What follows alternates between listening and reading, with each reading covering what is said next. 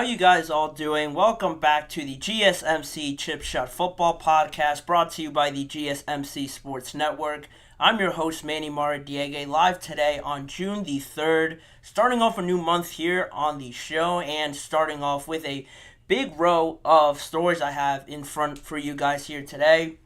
We're obviously going to start off with Justin Jefferson getting that massive contract today, announced earlier this morning. We're going to get into the details of that. Then also, we're going to go through some more wide receiver rankings, or just some receiver rankings in general, to include the tight ends there, this time in the AFC North. Plus, we're going to take a deeper look into the conversation around the 18-game potential NFL schedule. Rumored to be coming soon, maybe in a couple of years or a year or so. What factors will lead into that, and what will be brought to the negotiation table in some of those conversations between the NFL and the NFLPA, plus a lot more on today's show. So make sure to like, follow, and subscribe to the GSMC Chip Shot Football Podcast. And before I do start, as a reminder, if you have any questions or comments, use the Tip and Donations link, GSMCpodcast.net, that you see on your screen. By using that, I'm able to see your question or comment during the live show pop up in my chat box, and that way I can read it on air and get your guys' perspective on anything I say or on any of the topics I have on hand for you guys here today. So again, if you would, please use the Tip and Donations link. It's a massive help for the show, again, at GSMCpodcast.net. But in saying that, we could get into, not the rankings yet, but the Justin Jefferson massive deal that he received today by the Minnesota Vikings. Massive deal, resetting the wide receiver market, announced this morning. The Vikings and Justin Jefferson agreed to that new 4-year, $140 million deal, $110 million guaranteed. If you break it all down, doing a little bit of math, you get $35 million per year on an annual salary, completely resetting the wide receiver market. That was the rumored amount that he would probably get, 35, maybe 34. Finally, the Vikings settle on completely resetting the market at $35 million per year. And, of course, history comes along with that. Justin Jefferson will become the wide receiver making the most money per year. Obviously, he also becomes the highest paid wide receiver in NFL history and the highest paid non-quarterback in NFL history as well, just passing over that $34 million mark by Nick Bosa by the San Francisco 49ers when he got his new deal. Also, the deal includes an 88.7 signing bonus guaranteed amount, obviously when Justin Jefferson signed his contract, so he becomes the highest non-quarterback guaranteed money at the signing of his new contract, also in NFL history. The most guaranteed money in NFL history for a wide receiver, also passing A.J. Brown's guaranteed money of $84 million guaranteed on his new contract as well. A lot of history made just this morning from Justin Jefferson and the Minnesota Vikings. The Vikings have been trying to get this deal done with Justin Jefferson for a while now, since last offseason actually, when they picked up its fifth-year option, and they were hoping to get a deal done last offseason. They said they were close, but nothing really came into fruition, and Justin Jefferson went on to have the year that he did, suffered through some injuries, and missed the most amount of time in his NFL career last season, but still recorded 1,000 yards and was a pivotal part of the Vikings offense last year that had the potential to be great, but I think that missed time definitely hindered their ability to do more out of last season, where they had a good amount of talent. Now they get better and they lock down their bona fide number one wide receiver in Justin Jefferson. And if you really think about it, big picture, obviously hindsight, it worked a lot better for Justin Jefferson to wait until this offseason. Yeah, it came a little bit close, maybe made the Vikings a little bit more nervous, but at the end of the day, Justin Jefferson got more money than, say, if he would have extended last offseason. There would have been 7 or 8 receivers that would be making more money based on who got the contract this season. Now Justin Jefferson is making more money than anybody in NFL history, so it all worked out well for Justin Jefferson definitely, and the Minnesota Vikings. You know, when you're talking about these deals, I always find it funny when a quarterback gets a massive contract, like say Jared Goff. Jared Goff got his massive contract, second or third highest paid quarterback in the NFL, and everybody, congratulates him. They say, all right, he got that new deal. That's just how the market fell. But then they question, is he worth that much? This is how you know you're the guy in the NFL, right? You get dumb amount of money, a ridiculous amount. You could reset the wide receiver market, and you make history just by signing this contract, and nobody bats an eye. Nobody questions anything. Nobody says, did the Vikings make a mistake? Is it too much money? Nothing. None of that. Justin Jefferson has proven it over and over again that he deserves this money. That's how you know you're really that guy, honestly, in the NFL for Justin Jefferson. And just to put it into more of a perspective as to why, he arguably could be on a trajectory to be among one of the greats in the NFL. Just the records, some of the records that Justin Jefferson has already broken or set in the NFL are most receiving yards per game in the NFL. Per game averages 98.3 yards, the most receiving yards per game in the NFL so far, the youngest player in NFL history to lead the league in receiving yards in a season and in receptions as well. 23 years old in 2022, where he led both categories, and also most receiving yards through 4 career seasons, 5,899, and also set the benchmark for most receiving yards through 2 seasons in the NFL, through 3 seasons in the NFL, and also through 4 now. And lastly, he was the fastest player to reach 5,000 receiving yards, only doing it in 52 games. And those are only some of the records. He has a lot more that he set or has broken already in a young career.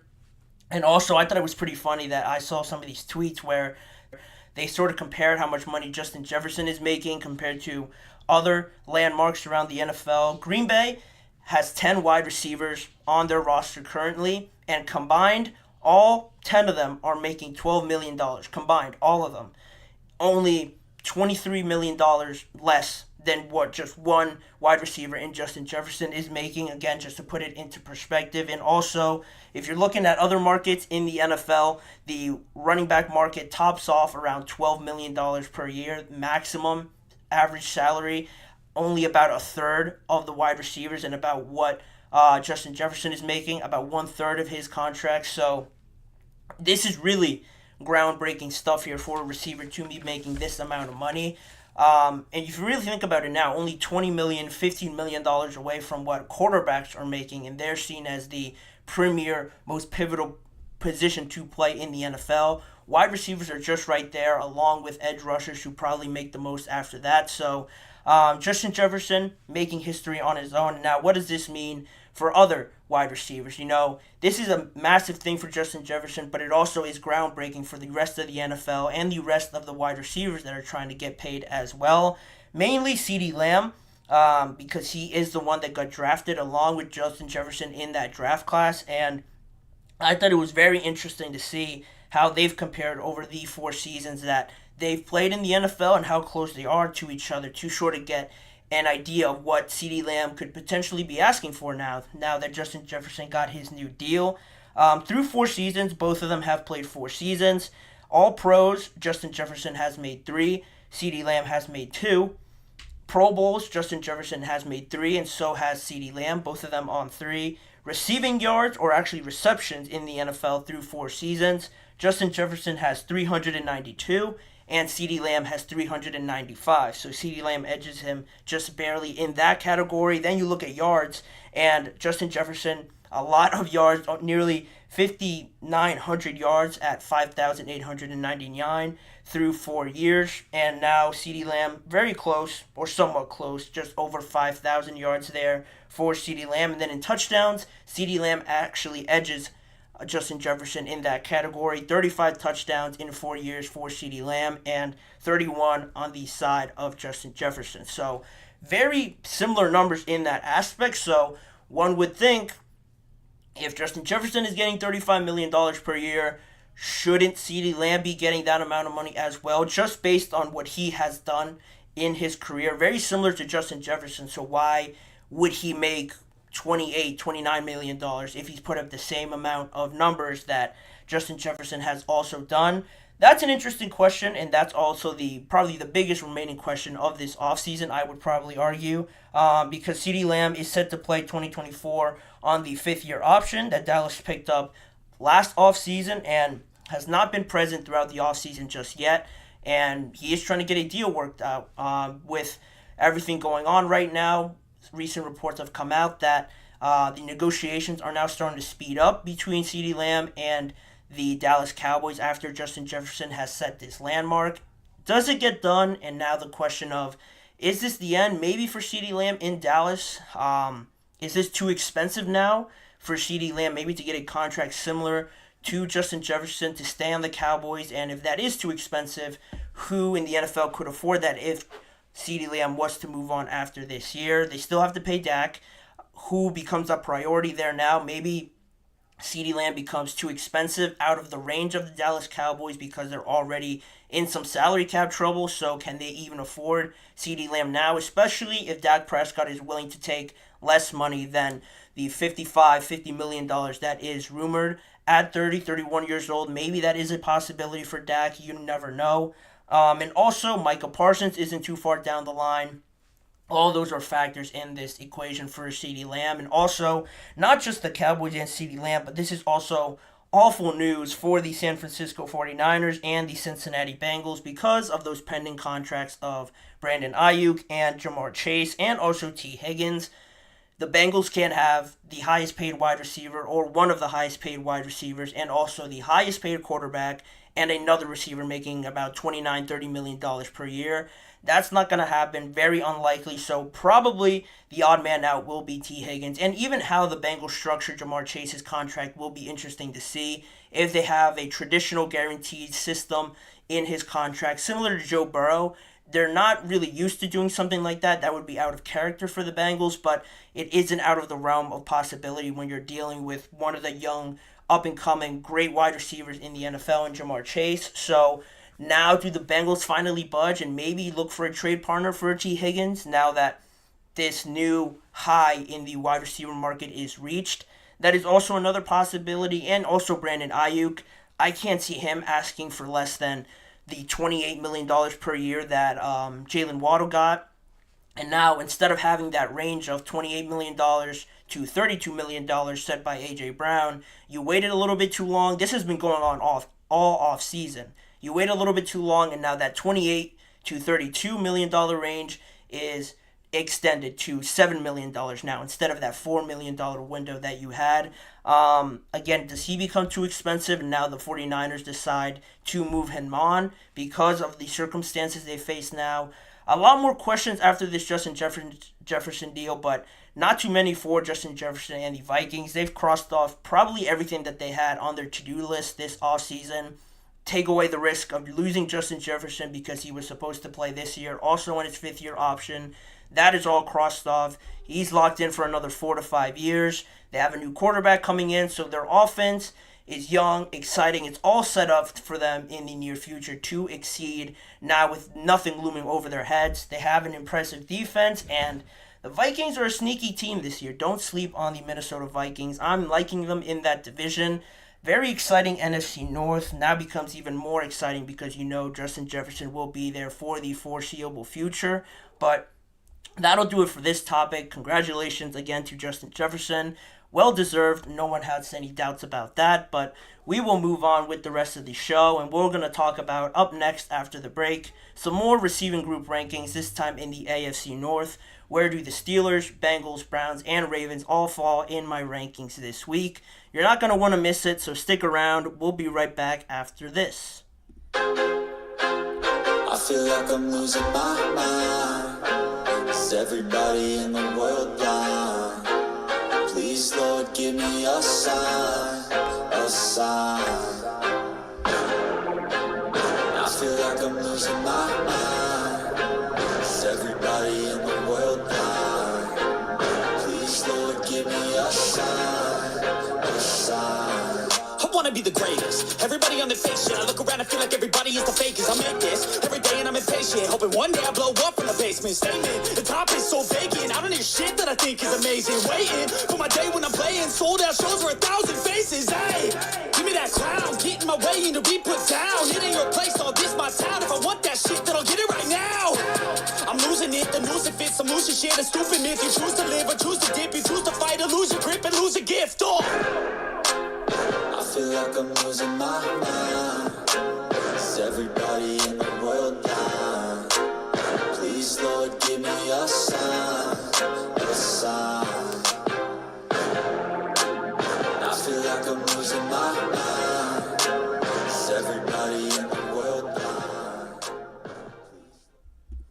moving right along with the rest of the show and into right away the next topic, more receiver group rankings, this time in the AFC North.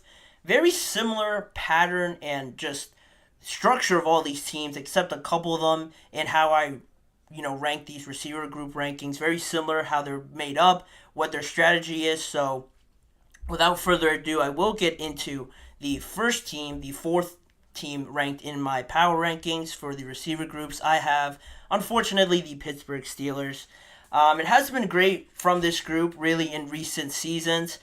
Great that they got George Pickens there in the middle, really emerging as that wide receiver one for this team. And the rest really just remains a question mark at this moment for the Steelers. You sort of got an answer now at the quarterback position. You'd like to think, and you probably know that it is better than last year's group in Kenny Pickett and Mason Rudolph and Mitchell Trubisky. But now, who are they going to throw the ball to? They have some talent there, but the reputation aspect of my criteria on how I rank these groups, isn't really there just yet. You have George Pickens. I think most people know that or can project that he could be a very good wide receiver in the NFL. But then you got guys like Van Jefferson coming in, Quez Watkins coming in. They just drafted Roman Wilson there to your far right in this year's draft. You also have Calvin Austin III in his third year, not to mention Pat Freiermuth as well, not coming off of the best year in Matt Canada's offense. So how do the Steelers piece all of these weapons that they have together? Last year, George Pickens was the only wide receiver that passed the 1,000-yard mark on only 63 receptions and only 5 touchdowns, though. So decent yards, but you'd want the other numbers to go up as well to really contribute to this aspect of your offense. You lose Deontay Johnson, so who steps up now as that second best wide receiver? And also last year they had a running back, Jaylen Warren, be their third best receiver in terms of numbers, so you can't have that if you're going to be if I'm going to be trying to rank you higher than number 4, you can't have a running back be your third best receiver. So that also plays into it. And now you have a new system coming in. And on that topic, it seems like they're going to be a more run-heavy team, run-first team. So that also plays a factor in how the numbers sort of pan out, how involved do all these options that the Steelers have, really contribute to the overall season. That'll be something to follow. Hopefully you get George Pickens another 1,000-yard season to really utilize him and all of his abilities. Pat Freiermuth is another one. I did put him up on the screen just because Arthur Smith is known for using that tight end a lot, so maybe he could be in for one of his best years. You just don't know, and that's the biggest factor that really has the Steelers coming in at number 4 in the rankings. But at number 3, a little bit similar, the Baltimore Ravens, arguably the best team, one of the best teams in the entire conference, but their wide receiver group, I have some doubts about it. No 1,000-yard receivers last year. I know Mark Andrews missed some time. Isaiah Likely, who you see on your screen there to the left, didn't really become a factor until late in the season, really into the playoffs as well. And Zay Jones also on his first year. You can't really expect, 1,000 yards, 10 touchdowns, and nearly 100 receptions. That's not realistic, but he still played a good role, and I thought he grew very well and developed very well over the course of the season, and especially into the playoffs as well. But also, like the Steelers, maybe now they become a run-first team, even more so than they already were, because you have big number 22, Derrick Henry, in that backfield, one of the best running backs in the NFL. Does that take away from some of the looks that some of these guys get? Very talented options. Obviously, Mark Andrews, one of the best in the NFL. I just mentioned the potential Zay Flowers has, and also Isaiah Likely. Derrick Henry has proven it, has that reputation. Maybe you run it now even more so than you did last season, because that tandem of Lamar and Derrick Henry, as unstoppable as you can find in a duo in the NFL. So they're obviously going to have to use that more. Maybe the numbers won't show up next year so much for the Baltimore Ravens. And also, they have a good amount of versatility, because other than these three, you have Rashad Bateman, Nelson Aguilar. All these guys, these 5 guys in your offense, do bring a little bit something different to the table, working in different parts of the field. And maybe you see a little bit more of 12 personnel this year with Derrick Henry, Isaiah Likely, Mark Andrews all on the field at the same time, with Zay Flowers and another wide receiver on the field. And you get a lot of different looks that way. Maybe it creates more opportunities for the wide receivers where you might not need a clear-cut number 1 receiver established in the NFL. this works and has been working so far for the Ravens, but I think in most comparisons and most decisions when teams are picking their wide receiver groups, I don't think the Ravens have enough talent, really established reputation among the guys that they have right now to be ranked any higher than number 3. So that means only 2 teams left. One of the Ohio teams, the Cleveland Browns, are number 2 on my list. Similarly to the last 2 teams, the depth really isn't too great, or more similar to the Baltimore Ravens. They have Amari Cooper, David Njoku, who stepped up greatly this year to really help out Joe Flacco and become one of his favorite targets. Then you also trade for Jerry Jeudy to upgrade the wide receiver 2 position to sort of help and complement Amari Cooper there. Other options that they have on their wide receiver chart, Elijah Moore, who they really like, and James Prochet. Another team that relies a lot on the running game, similar, like I mentioned, to the Steelers and Ravens. Nick Chubb, one of the best running backs in the league, coming off a pretty devastating knee injury that he suffered last year against the Steelers. So maybe now they change it up a little bit. You have Deshaun Watson now being reintegrated into the team. Maybe you become a little bit pass heavy more than you have in recent seasons with Nick Chubb there, Kareem Hunt also there.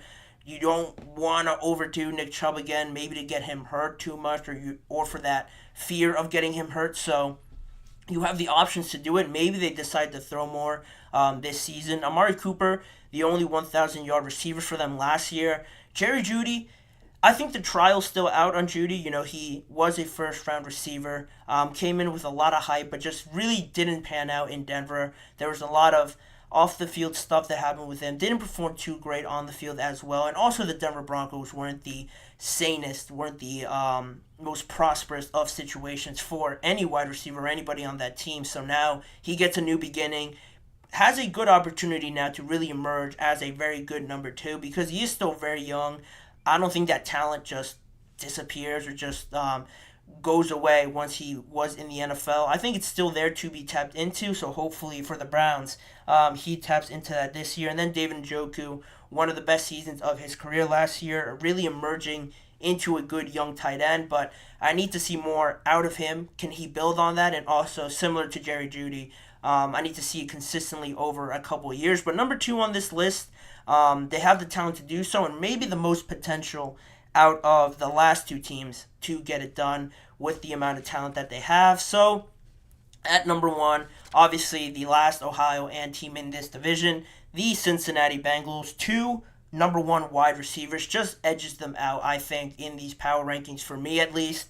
The depth, again, isn't really there compared to the Steelers and the Ravens, where the Steelers have 5 guys that I named when I was talking about them. The Ravens also have 5 guys that I've named when going through their explanation. And then you go to the Browns and the Bengals, obviously now. You have really the 3 main guys for the Browns, in Amari Cooper, Jerry Jeudy, and David Njoku. And these 3 guys here for the Cincinnati Bengals. More so quality over quantity compared to the Steelers and Ravens, where they have more quality, but maybe they have more quantity. Excuse me, I always get those confused. They have more quantity, but the quality might be not there just yet, or it's still not tapped into for the Steelers and the Ravens. These guys are more proven. Jamar Chase, one of the best receivers in the NFL. T. Higgins, just about to make that jump. He has had a couple of impressive seasons. This last year he dealt with injuries. Joe Burrow got hurt, so it really didn't pan out at all for them. But he has the opportunity, not only this year because he is franchise tagged, to really go out there and prove it again, but if he goes out and proves it, how the contract situation works out for him and the Bengals, comparing it to Justin Jefferson, resetting the market like we just talked about, he could go out and prove it again this year and then get paid a lot and really establish himself as one of the best, maybe on a different team. I think it's probably the most likely route for him. And then after that, you don't really have too many options to look at for the Cincinnati Bengals, which is why, that depth is the biggest question with them. Mike Gesicki comes over from the Miami Dolphins, so you have something a little bit there that you can work with from that tight end position. And it is weird just because, they don't have too much quantity, but they might get the most looks just because Joe Mixon isn't there. He moves on to the Houston Texans, and now Maybe the Bengals decide to throw it a lot more to get the ball in the hands of Jamar Chase a lot more, in the hands of T. Higgins. So they might get the most flattering stat lines compared to the other three teams. So again, it all depends on how these teams are built, what personnel you have at each position. It's not like they don't want to do that. They have two number one wide receivers. They have the luxury of doing that. Two guys that are versatile enough to do it all. And I think they're the most talented ones probably in this AFC North division. So they're my number one ranked team. And at that point, with Joe Burrow coming back, it puts him in a great spot to compete against the highest teams in the AFC, to have one of the better seasons in their recent history, maybe go back to the Super Bowl like they did in 2022. But that's my list. Bengals top it off. The Steelers come in fourth. The Ravens are in third. And the Cleveland Browns come in at the number 2 overall spot in my rankings. Let me know what you guys think about these rankings. Did I get them wrong? Why did I get them wrong? Leave it all in the live chat box or in the comment section after this episode is finalized. But in saying that, we'll move on to the rest of the show. Like I mentioned before, some factors that go into the CBA that could be renegotiated between the NFL and the NFLPA in the coming seasons, about off-season structures, maybe revenue splits, and also an 18-game regular season. All those are discussion points in the pending negotiations between these two parties. Also, how the kickoff rule will impact kickers in 2024 will also be discussed in just a few moments. Don't go anywhere. You're listening to the GSMC Chip Shot Football Podcast. Looking for your daily fix of sports talk without having to pay for it? GSMC Sports Network is available on YouTube. Just search GSMC Sports Network. Get your fix of daily sports talk shows on YouTube, absolutely free. NFL, college football, NBA, MLB, MMA, UFC, fantasy football, and so much more. GSMC Sports Network has shows running all day long, with new sports shows starting every 2 hours. Just like on your favorite cable sports channel, except GSMC Sports Network is absolutely free. Just search GSMC Sports Network on YouTube to catch one of your new favorite shows, like the GSMC College Football Podcast, Chip Shot Football Podcast, Hoops and Heels Women's Sports Podcast, GSMC Basketball Podcast, and so many more. Check it out for yourself. GSMC Sports Network, now available on YouTube absolutely free. Search GSMC Sports Network on YouTube right now. Welcome back to the GSMC Chip Shot Football Podcast, and we're going to get into another topic that has become or has gained traction more over so the last couple of weeks, when Roger Goodell mentioned the idea of an 18-game regular season in the past. I don't think a lot of people really took it too much into consideration. I at least didn't. I didn't think this was going to happen this year or next year. But now you sort of see some more things develop a little bit. The NFLPA most recently, the biggest development in this entire situation is that they proposed an informal proposal to the NFL to potentially change the offseason structure, get rid of OTAs, get rid of really the spring portion of the offseason program and make it a later start, and just have it flow right into training camp and into preseason as well.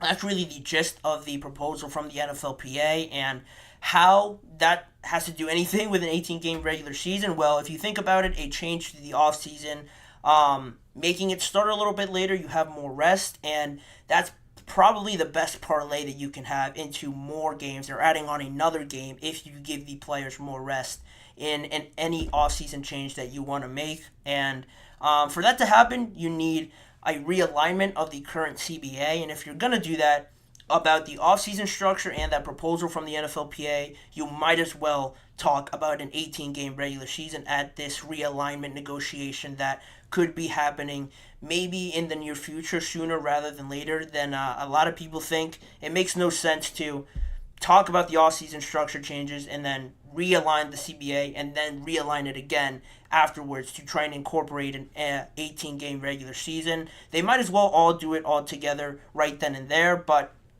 what is sort of standing in the way of that? What things can be discussed at this meeting between the NFL and the NFLPA to realign the current CBA? Well, in that short of meeting, in those discussions, there is some things to go over with sort of how that all works out, because some keys to working out this new CBA and how this all could go down. Technically, they're not supposed to do this until 2033. That's the next set date to reschedule the current CBA that they already realigned in 2020. So it really isn't scheduled to happen for another 9 years. 9 years there, if my math is correct. But the NFL can opt out of their current broadcasting and streaming deals in 2029, which is important because of the reasons I will give you in just a second. Most speculate that the NFL wants to have the 18-game regular season, obviously, right? You talked about it, Roger Goodell mentions it before, and now people can't get it out of their head. It just keeps getting brought up in these conversations. So it seems like most people speculate that this is something the NFL wants to get done sooner rather than later. And I mentioned the broadcasting and streaming deal opt-out in 2029 because that seems like the optimal opportunity to opt out, obviously, of those deals and then really leverage your team, your league, your schedule now with new broadcasting and streaming deals. Now that you have another game added on, you leverage that a little bit more to get more money into that, and that way it makes more sense for this to happen before 2029 so they can opt out of it and then, get more money, really, basically, at the end of the day for the NFL to leverage their increased schedule with the TV deals and get more money out of it that way. But they can't get there, obviously, without the NFLPA on board. And if you know that the NFL wants to get eventually to 18 games, you could sort of leverage that now into your benefit and look into some of the key factors that could be worked out with this new CBA. One of the main ones, revising the revenue split potentially for the NFLPA and the ownership in the NFL. Currently, the revenue split is 48.5 to 50 in favor still of the owners. That was realigned and worked out by the NFLPA in 2020 when they increased it up to 17 games. So the NFL managed to get, or the NFLPA managed to get a little bit more of a bigger split in the revenue for the players because they increased it to 17 games. So the NFL gives them a little bit bigger slice of the pie there, so to say, in terms of money. So that happened lastly in 2020, about 4 years ago now. And now you want to talk about increasing it yet another game. Well, why wouldn't the NFLPA and the players not want a bigger slice of the pie even so than the $48.5 million that they have? That's probably going to be the biggest key to all of this if the NFL budgets on more of an even bigger revenue split than they already have, sort of surrendered there to the players. No other league in American professional sports has a 50-50 revenue split other than the NBA. The NBA is 50-50 in revenue split between the players and the ownership, and you see how much, real power that the players have in that league. And for the NFL to get to that amount, if they're able to leverage that big of a split with ownership in the NFL, would be groundbreaking and just monumental for the players, because really I think in the NFL, I think most would agree that the owners and just the teams really have a lot of power in everything that goes on, obviously. So if you can get it to 50-50, that would be massive for the players as one of the key points that this could happen to sort of get the NFL to that 18 game in order for them to gain more money. By opting out of their current streaming and broadcasting deals, they're going to have to go through the NFLPA, and that seems like the optimal opportunity, obviously, for them to maybe get a little bit more money from them in the revenue split. Maybe, just maybe, not 50-50 yet if the NFL really won't budge, but I could see them increasing it to maybe 49.5 or 49, or just getting it as close as possible to that if they're going to increase it to another game after they just increased it to 17 games just 4 years ago.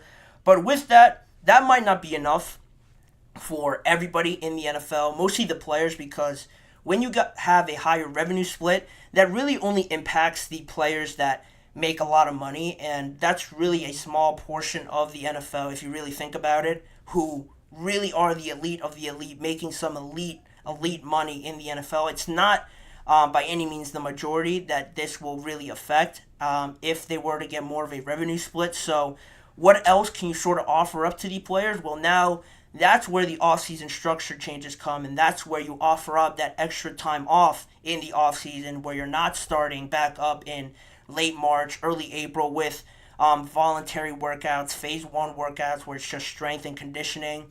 You get rid of all of that, you give these guys more time off, and that way you're offering up something to everybody that seems beneficial. We don't have to report until June, July, and we get some more time off, and we can only just do some virtual meetings in the meantime in the spring. That way you can get more players on board to agree to sort of this 18-game regular season that the NFL wants to eventually get to, and that way also in this whole negotiating process with the NFLPA, they're not only working around money, they're not only really focused in around money. I don't want to make it seem like that. You can also get more improved health benefits and maybe the field conditions. Everybody always argues and always complains about the fields not being ideal for them. They want natural grass. Maybe you can get that in as a negotiating plot in this new CBA as well. And also, if we're talking about long-term goals for the NFL and what they really want to get out of this, it's no secret also that they want to improve their global footprint as well. More NFL games internationally this year in new countries. That is only set to increase next season as well in 2025, where it goes up to a minimum of, I want to say 7 at least, that they're going to try and work out next year because of the new deal that the owners agreed to in December to increase the amount of international games. So the NFL obviously wants to do that, and if they want to get to that and generate more money from these international games as well, they have to really leverage here with the NFLPA and try to make everybody as happy as possible, come to a good compromise with everybody, and maybe you give up more of a revenue split, more health benefits, a better field conditions all over the place, all over the stadiums. All those are really the key factors that go into these negotiations that, again, aren't probably going to happen anytime soon this year. Maybe the earliest next offseason to happen the following year after that, but really 2029 is that landmark, that date that the NFL wants to have scheduled and wants to have all these things worked out in order to get the best money, the best contracts that they can get out of these streaming and broadcasting deals in 2029 because they have that opt-out option as well. Also, on the topic of money and the NFL trying to gain more revenue, not only will they do that with the international games, obviously, but if you do increase it to 18 games, I know I mentioned this before when talking about this idea back when Roger Goodell mentioned it. If you were to have those 18 games, talks about a second bye week are also being brought up. So if that gets incorporated plus the extra week, that would really push the Super Bowl back to President's Day weekend. And I made it pretty lighthearted joke about it. Everyone gets more time off. People can stay up later, so you get more viewerships. And that's really a serious thing that the NFL wants to happen, wants to, benefit off of, because more people watching, you get more revenue in that way, and nobody has to work the next day or go to school. So you get even more people tuning into that game, watching it, bigger revenue for the NFL. That is also something to consider. And from that point, really, that's where it all sort of sits right now with these negotiations. Again, it's not something that will happen pretty soon or in December or something like that, probably until next offseason, but it is starting to gain more traction, and I wanted to bring it up here just because it is something that is real in consideration, even if the NFL won't admit it right now. It is something that I expect to happen. The NFL players also were asked about it. They've given their thoughts on it. Nick Bosa, Brock Purdy, owners. I know the Giants owner, John Mara, has touched on it, and he has said that, he feels most owners are in favor of it. So when all those guys get together and are on the same page, this is a movement that will happen eventually. And then I'm sure we'll talk about it more once more details come out on it. But as of right now, that's where these things sort of stand in the negotiations over a new CBA for the 18-game regular season to go through, as well as maybe more revenue split for the players as well. But let me know again what you guys think on that. Are you in favor of the 18-game regular season, or do you hate it? Do you hate the offseason structure changes that could also be happening? Leave your thoughts in the comments down below. But that will allow us to move on to the next segment, or actually the next break. And then on the other side, we're going to talk about some new structures to the kickoff rule, how the new structures, the new rules will impact kickers around the NFL and how they might not be as valuable on kickoffs as originally thought. And also, we're going to get into the news on Hard Knocks that the Bears were selected as the team to feature on this year's edition of the training camp version of Hard Knocks in 2024. We're going to give you all the details on that. We'll be right back in just a few seconds.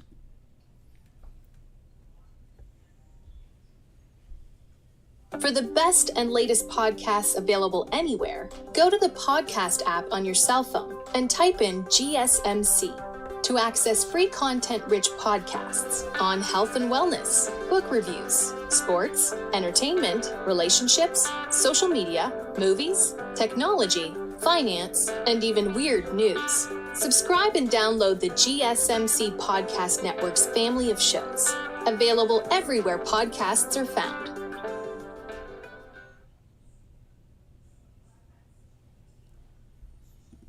Moving right along with the rest of the show and into the next topic, the kickoff rule. We just got into talking about more changes coming into the NFL. This is one change that already has been solidified. We will see it in 2024, and there's still a lot of unknowns how special teams coordinators will maneuver around this, how they'll try to place it into their benefit now with the special teams being more important than ever in recent seasons.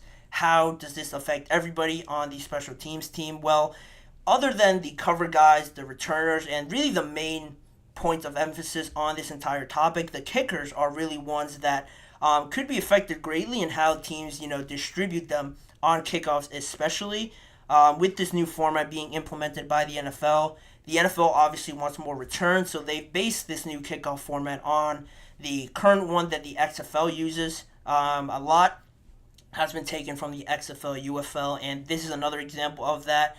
And how the XFL does it with more action now, it means for a lot more live action for everybody to see, and also kickers too.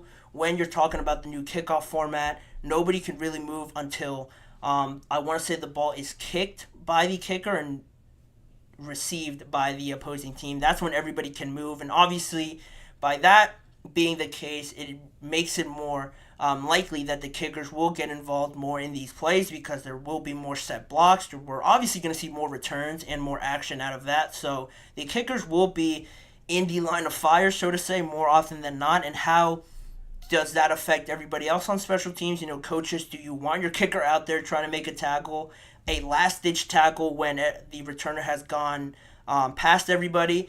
Are you confident in having Justin Tucker, Harrison Butker, Chris Boswell back there to make the last-ditch tackle? Probably most people would say not. And even so, if they do make a tackle, are they going to get hurt off of that? And then, it affects how you maneuver through field goals. Do you have another backup kicker active that day? A lot of factors come into this, and the Kansas City Chiefs special teams coach, Dave Taub, talked about it last Thursday in a press conference during OTAs, and really mentioned, his biggest issue with all of this and what he's sort of fearing with this, just on the topic of talking about kickers being more involved in these tackles. When he mentioned it, he emphasized how, there's a bigger impact on them in some areas where they're not so used to, being involved in kickoffs. Everything used to just go through a touchback, and it was just a tradition more so of an actual play. Now, he talked about it and how they might impact the game now by saying, as you see there on your screen, if you watch the XFL, we watched every play. I bet kickers were involved in probably at least 25 to 40% of the tackles, either trying to make a guy bounce back, or making the tackle itself, or just missing the tackle overall. He didn't even mention the possibility of them making a tackle, maybe the returner trying to truck them or lowering the shoulder. Then you have an injured kicker, maybe even miss the tackle, and you let up a touchdown, and now you have no kicker the rest of the game. That's really the biggest issue with all of this. But it is funny how special teams coach Dave Taub for the Chiefs mentioned it when he has one of the biggest weapons to sort of counteract this issue that now the regular sort of kickers, the human kickers, can sort of have to deal with. It is a greater risk of injury, obviously, to Harrison Butker, so he's worried about that. But like I mentioned, they find themselves in a very fortunate situation where they could deploy their safety, Justin Reed, out there. If you guys remember last season, Harrison Butker got injured for a good amount of games, wasn't able to play at all in some of these games, so they needed somebody out there to kick extra points or field goals, so they had Justin Reed do it. Their starting safety, he was also a kicker or the backup kicker during his time at USC, so it is something he's very used to. He did very well. I'll give him credit for that. Surprised me, definitely, for how well he did. So now when you have such a weapon like that, you could definitely deploy him out there and have him do the kickoffs, because you're not really aiming for something so small and precise like the field goal obviously actually is. You obviously have to keep it in bounds or else the team gets the ball at the 40-yard line, but you probably have a good amount of trust in Justin Reed to kick it down there, have it land in the landing area, or just kick it through the end zone for a touchback, to not only go through the process that way and not have any risk from that, but also if it does fall into the hands of the returners, Justin Reed is very well equipped to go out there and make a tackle, track down somebody, and just be part of that play. A lot more physical of a play that maybe the typical kicker obviously can't do over and over again, multiple times in a game, and obviously multiple times in a season. The Chiefs have a great weapon to sort of counteract that problem, but Dave Taub was the one to really bring it up and kind of create headlines of it this way. It'll be interesting to see how other teams do it. How do they try to protect their kickers from really getting hurt and being involved in too much of these plays. And it just really raises the question now, do most people that now really know more about the kickoff rule, do we like that there's more tinkering, that there's more of a chess game going on in special teams? Some people might not like it. Some people might not like the idea of kickers being involved more now, how the NFL is changing the game too much, that they just need to go back to old school football. Well, I'm sort of on the opposite. I think this is even better for the NFL, and especially for special teams, just because it is a part of the game where you want to see some strategy be put into it to have it be an advantage sometimes and really decide games overall, because really the last few seasons it's been touchback, fair catch. Nothing really happens from that play. Of course, you don't want high-speed collisions more often than not, and I think they've gotten rid of that now with this new kickoff rule. But at the same time, you want to see special teams coaches be special teams coaches and coach their players in these areas where if you really do your job and really do your homework to try and execute on special teams, it can be a deciding factor that determines the outcomes of some games. And I think that just makes it even more impressive, more fun to have now special teams be a crucial factor in how well your team does this season. There's going to be a lot more kickoff returns, so if you're good at it and if you're good at covering them and defending against them or executing to score, you could score 14 points from that, really put the offense in a bad starting spot or give your offense a better starting spot overall. That's more game plan, more strategy, more of that chess match, like I mentioned, that I only think increases the the intrigue factor of these games now, where you have another aspect of the game that is going to be pivotal in deciding a lot of these games, where, if you have a better offense than the other team, or if your defense is just lights out, you sort of know where the game's going to go. But special teams can really not only create more excitement, but really swing the momentum. If somebody is really dominating, your offense can't get anything going, but then boom, out of nowhere, somebody returns a kick and you're right back into it. It revives the entire stadium, and now it's almost like a new game. I love that for the NFL, and I think that, one, it sucks for unathletic kickers that might not love trying to tackle somebody running at them at 20, 15 miles per hour, one-on-one in the open field, but that's just part of the game. If the NFL or some teams, aren't equipped to do that, go out and try and find better players to do that, and I think that also adds another aspect of excitement, where you might find some hidden gems now in special teams when you have guys now shining on that aspect of football and really, getting discovered now through special teams. And really returners aren't highlighted as the most important players in the game. Usually it goes to quarterbacks, wide receivers, and stuff like that. Now I think you have the opportunity for special teams players to really excel on that side of the football and be named MVPs maybe of some games. I don't think that's too far out of the realm of possibility. I like this. This is one of the nicest changes I've seen to the NFL. Obviously, I hope that it all, pans out well and it is all executed well, and it does create all this excitement that I'm sort of hyping up. But I think it's on the right track of doing so. Dave Taub sort of pointed it out to it, but he is coaching one of the guys that could be a great weapon to counteract that, and I'm interested to see how they do it. How good are the Chiefs on special teams now that they have Justin Reid able to do that, and how well they defend it. And I also want to see how bad other teams are at doing it, and how that affects their season and how that affects their game plan. I think it's very interesting now what the NFL is doing. This is definitely one of the changes I think that can fall in the category of a good change, a positive change to make the game even better. But in saying that, that'll be it on that topic. We have one more thing to cover on today's show, so stick around, and when we return, we'll be talking about the Bears being selected as this year's Hard Knocks team to be featured in the training camp edition of the show. Why did they get selected, and is this a good choice? From my point of view, I'll let you guys know in just a few seconds. We'll be right back.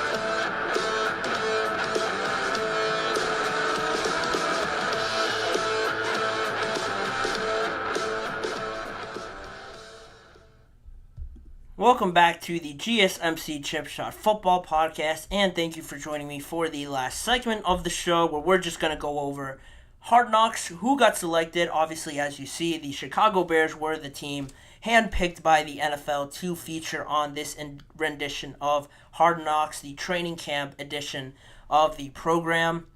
It was announced last week, actually, that the Bears will feature in this edition in 2024. And if you're not too familiar with Hard Knocks, a bit of context around the show and the different versions of the show, if you have gotten a little bit confused on who is actually on it. The entire series, the training camp series, debuted back in 2001 and has documented and followed 14 of the 32 franchises, with 4 teams being on there multiple times. I want to specify that the training camp edition of Hard Knocks has featured 14 of the 32 franchises. The other versions of the show, the in-season and now the other special edition, the off-season version, are different from just the training camp edition of Hard Knocks. So it seems a little bit confusing, but follow along with me. I'll try to explain it even more with the rest of the context I'll give you. This is now Chicago's first time ever being on Hard Knocks, part of a 5-episode series that will be shown on HBO and streamed on HBO Max starting on August the 6th. This series will follow the other edition of Hard Knocks that will happen first, Hard Knocks off-season, that will follow the New York Giants starting in July. I want to say July 2nd is when that starts, and that's the off-season edition of it. That'll follow the New York Giants, and then once that's concluded, it'll start with the training camp version, which will follow, obviously, the Chicago Bears. Again, like I mentioned, this is Chicago's first time being on this, following last year's hand-picked team in the New York Jets. You don't want to say it's the jinx, but not too confident if I'm a Bears fan. You know how the Jets were selected last year. A lot of attention was put on them, a lot of hype, maybe a lot of pressure now added on by being the team on Hard Knocks and, having the season that they did last year. It's not like I'm not. I'm actually a big proponent of, I'm missing the word now. I can't think of the word, it just escaped my mind, but these sort of traditions of something happens, and if this happened to one team, now it could happen to you as well. But again, that was last year. The New York Jets were selected last year. Now the Bears will follow them up. The first time Chicago will be shown on this series. Also, the first time the show will have a rookie quarterback drafted at the number 1 overall spot feature on the show since 2018 with the Cleveland Browns, when Baker Mayfield was on there as their quarterback, selected number 1 overall as well. How were the Bears selected? Why were the Bears selected? Well, the NFL sort of follows this criteria a little bit. The NFL Films crew goes off of certain factors when deciding who gets to be on the show. Really 3 factors. One of them being that the team that is on Hard Knocks can't have a new head coach, so the Bears obviously fill that spot. The team that is selected also hasn't made the playoffs in the last 2 seasons. Again, the Bears check off that off the to-do list. And now, lastly, the team that is selected hasn't been on Hard Knocks in the past 10 years. And I mentioned this is the first time the Bears have been on. So the Bears were part of the New Orleans Saints and the Denver Broncos as the 3 teams that were really fitting all the criteria, and that were the final 3 to be selected. And obviously, with all the hype and news and just excitement around the Chicago Bears compared to the Saints and the Denver Broncos, no shade towards them, but it obviously seems more evident that the Chicago Bears would be the ones that were selected for this series. Also, the NFL Films senior director and supervising producer Shannon Furman explained that the Chicago Bears, in his quote, said that the Chicago Bears have a talented roster, coaching staff, and front office, all determined to match the expectations of a hungry fan base. So, again, following along in those lines of why they got selected. A lot of hype, similarly also to the Jets last year, where you get Aaron Rodgers, you get all these new pieces, and there's a lot of excitement there. They were put in the Super Bowl conversation last year. I don't think people are thinking that of the Bears this year, but Rome Odunze, Keenan Allen, DJ Moore, Caleb Williams, DeAndre Swift with a young defense on the other side. Yeah, people want to tune into that. People want to know what sort of conversations are going on behind the scenes. It does bum me out a little bit, though, because I was sort of hoping they were going to get selected for the in-season version of Hard Knocks, where this time it won't follow just one team, but an entire division. So I was sort of hoping that the NFC North was going to be picked for that, to see not only this great team in Chicago, but also the Minnesota Vikings. Now, especially with Justin Jefferson getting his new deal, how does he, sort of gel with J.J. McCarthy? What discussions go on behind the scenes to get J.J. McCarthy maybe to start? Also, the Green Bay Packers following a great season last year, how do they follow that up? And the Detroit Lions, also a massive historical season last year, how do they follow it up as well? Because the Bears were selected for the training camp version, that means the NFC North division can't be selected for the in-season version of Hard Knocks. So a little bit bummed out by that, but I do understand why the Bears were selected based on the criteria and being the best selection out of the 3 that were left over. Head coach Matt Eberflus truly believed that quarterback Caleb Williams is and will be very well suited to handle even more eyeballs on him, with more people tuning into HBO and seeing the Hard Knocks documentary. More attention on him. He feels very confident in Caleb Williams just because he's had all the attention on him already, according to Matt Eberflus, and he's comfortable just being himself. I think that's been pretty evident throughout this offseason, throughout the draft process. Caleb Williams really doesn't care too much about what other people think of him. That's a great thing that I would want in my quarterback, my leader of an organization. So Matt Eberflus isn't really too worried about this maybe being a distraction to the team as well for a young team. Also, and linebacker Tremaine Edmonds also touched on this, and he believed that not only the Hard Knocks documentary, but also the London game and the Hall of Fame game, which the Bears will be playing in, he believes, and it just shows that the Chicago Bears are on the right path and that more people want to watch them because they are doing things right throughout the offseason, how they built this team. He believes that they're doing it the right way, and that's why people want to watch them. And I think that's a great point by Tremaine Edmonds, one that I really didn't think about when it comes to selecting these teams. if you're doing it right and people want to see you, maybe want to see you fail if they're not fans of you, but it does draw more eyeballs to your product, what you're putting out there on the field. It does make you believe really more in the Chicago Bears team that they could truly be a legitimate team in 2024. But somebody that was on the fence a little bit, fellow rookie Rome Odunze, was a bit more cautious on being selected for Hard Knocks, mentioning before the fact that they were the final selection on the Hard Knocks series that he would prefer not to be on there just because of the fact that they're a younger team.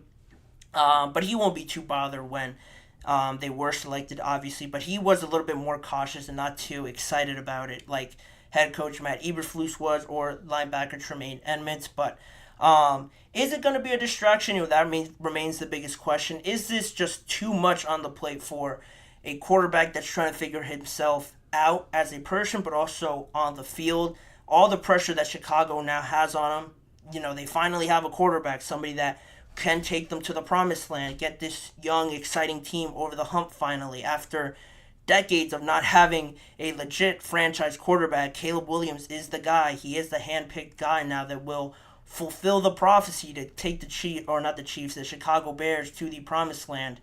Is now having a documentary, having cameras all in your face throughout the process, maybe a little bit too much. Again, this also plays into my idea of maybe not following them to be the training camp version on Hard Knocks, just because I wanted them to be the in-season one, also because you don't have too many cameras there when the series is focused on an entire division. Now, when this entire documentary is focused on you, it gets a little bit more in-depth, a little bit more personal, and that might become a bit of a distraction if you don't deal with it well. If you're rookies, you don't deal with being too personal up on these cameras, so that could become an issue. That's why I was still a little disappointed and a little bit cautious for selecting them. But the NFL isn't really too bothered about that. What's going to get more views, what's going to get more clicks? The Chicago Bears, who have all this young, exciting talent, have made a bunch of moves. This is the ideal team, as ideal as it can get for the NFL to select them, and it should be good as a fan watching this, really how it all develops, hopefully into something good for the Chicago Bears. I think will be really interesting to watch, and I'm probably going to tune into it. I'm probably going to have to get a subscription to HBO, which sucks, but that's what good television, good negotiation does as well, I guess. If you're picking a good team, it makes people go out and get the subscriptions like I will most likely do. But the Bears will be the training camp version team featured on Hard Knocks this year. Are you guys for or against it? Do you guys think there was a better team out there? If you're a Chicago Bears fan out there listening, do you love this? Do you hate this? Leave it all in the comments section down below. But that'll do it for this edition of the GSMC Chip Shot Football Podcast presented by the GSMC Sports Network. I want to thank you guys for tuning in today, and please remember to like, follow, and subscribe to the GSMC Chip Shot Football Podcast, as well as following us on Facebook, Instagram, Twitter, and TikTok for more of the network's content. And also, if you want to see more of me and this show, check out the GSMC Sports Network channel and the GSMC Podcast Network channel on YouTube for YouTube Shorts that are posted every day. All the full live shows are recorded and posted on both channels, as well as individual segment videos. If you don't have time to watch an entire show, each segment of the live show is posted on there as well for you guys to enjoy. And as a reminder, tune in every weekday at 6:30 p.m. Eastern Time for more football conversations and NFL discussions with me, Manny Maradiegue, as your host. Thanking you guys for joining me today, and I will see you guys very soon, probably tomorrow.